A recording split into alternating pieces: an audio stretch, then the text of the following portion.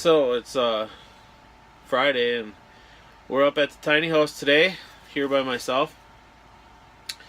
We haven't sent a video in for the last couple of weeks, but it's been a little busy. We've been up in northern Minnesota at the tiny house deer hunting, and there's been 5 of us staying in the tiny house every weekend. So with all that said, it's kind of became clear that we need to make a few adjustments, and today we're going to just make a couple of those little changes. We're getting ready to start the tongue and groove on the walls and the ceiling and trying to get that up, which will probably be in a couple of weeks.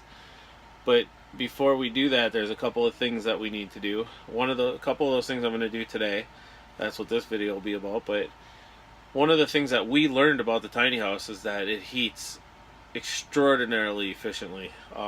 The floor is plenty warm. The walls are great. We've got more than enough insulation in it. With the windows, you can't even hear the wind howling outside, and we've got about 30-mile-an-hour blizzard conditions outside, and there's no breeze, there's no drafts. It's just a perfectly sound contained area to sit in, relax in. Walk around in your bare feet. The floor doesn't get cold. The lofts, they are probably 6 to 10 degrees higher temperature up there, so they're probably around the mid 70s. At the lower is probably the upper 60s. A thermometer in between says 71, and we can regulate the temperature in the lofts with just cracking a window, and that's been really nice. You get a little fresh air. It's comfortable. I can't say enough about it. The space is remarkably efficient. So today we're going to make a few of those changes to the tiny that we've kind of learned about from having all the guys in. And to be totally honest with you, you're looking at a very small space, but 6 people can stay in this space extremely comfortably. With all the gear that everybody brought in and all the stuff we had around, it was never out of control. It was always comfortable. So one of the things that we learned about the tiny is that our water heater will not bring water to a hot temperature unless the water's at about 50 degrees. So as it's gotten colder up here, the water has to warm up before we can get good hot shower. So I'm going to create a fill tube from the inside so we can pour into our water, which is something we were planning on doing anyways, filling that tank from the inside versus the outside.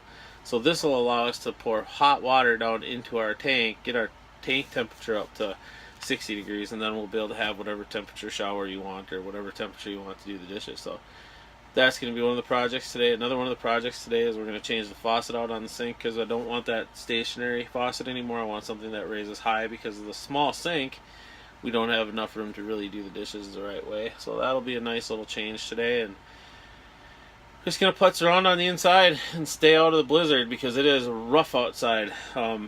Basically, it is the best Minnesota has to offer as far as a real winter goes. So anybody that's watching this from a warm climate, you can feel pretty good about where you're at today.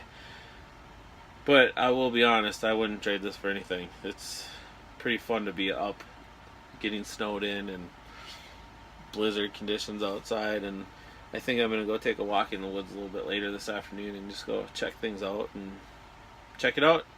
So enjoy the video. Thanks for watching.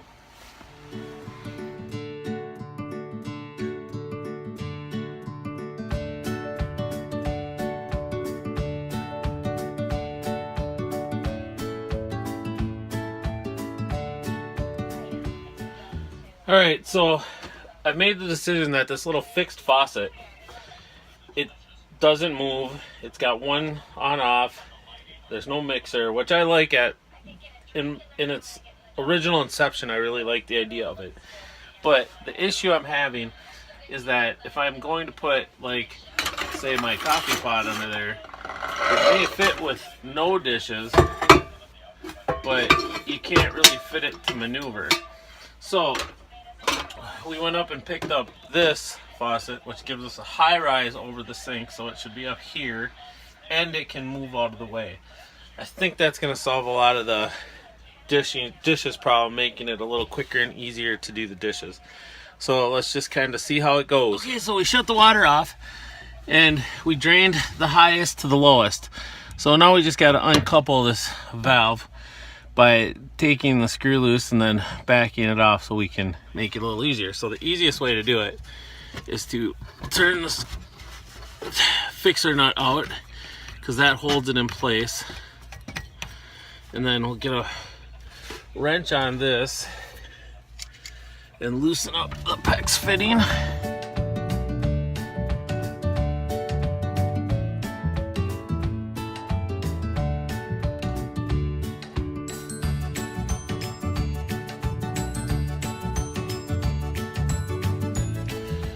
Alright, so now we just got to disassemble the PEX fitting from the faucet, and we'll be ready to bring out the new faucet.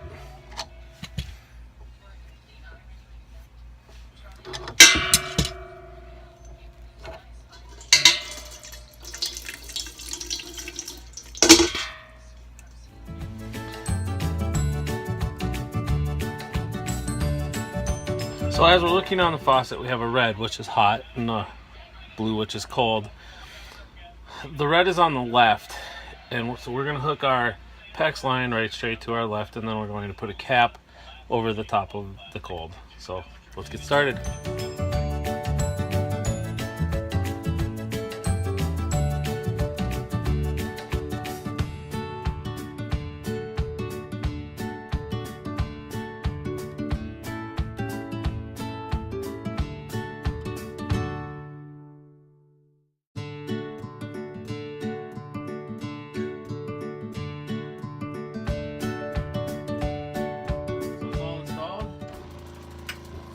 Sink, the ability to turn the faucet.